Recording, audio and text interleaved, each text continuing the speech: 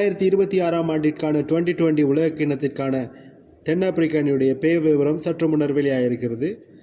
15 பேர் கொண்ட இந்த குழாத்திலே அணித்தலைவராக தொடர்ந்து ஆரம்ப துடுப்பாட்ட வீரர் தென்னாப்பிரிக்காவுடைய ஆரம்ப துடுப்பாட்ட வீரர் அடின் மாக்ரம் செயல்பட காத்திருக்கிறார்.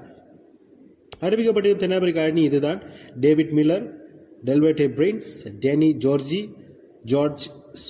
Johnson Smith, குவின்டின் de Kock, கார்பியன் bash, டோவன் Perera, Marco Jason, George லிண்டே, Lungi Ngidi, Andre Nokia,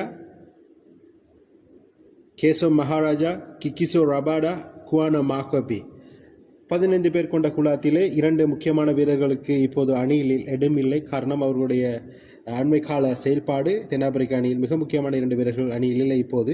ஆனால் இருந்தாலும் தென்னாப்பிரிக்க அணி கடந்த 2023ஆம் ஆண்டு இந்திய அணியுடனான இறுதிப் போட்டியில் மிக சிறப்பாக செயல்பட்டு தோல்வியை சந்தித்தாலும் இந்த முறை 2023ஆம் ஆண்டு கிண்ணத்தை சுவீகரிக்கும் வாய்ப்பு தென்னாப்பிரிக்க அணிக்கு இருக்கிறதா என்பதை பொறுத்திருந்து பார்ப்போம். மிக முக்கியமாக கடந்த இந்திய அணியினுடைய T20 தொடரின் போது 5 போட்டிகள் தொடரில் மிக சிறப்பாக இந்த அணியில் இருக்கக்கூடிய வீரர்கள் செயல்பட்டிருந்த காரணமாகவே தென்னாப்பிரிக்க அணி இந்த பெயர் விபரத்தை அறிவித்திருக்கிறது.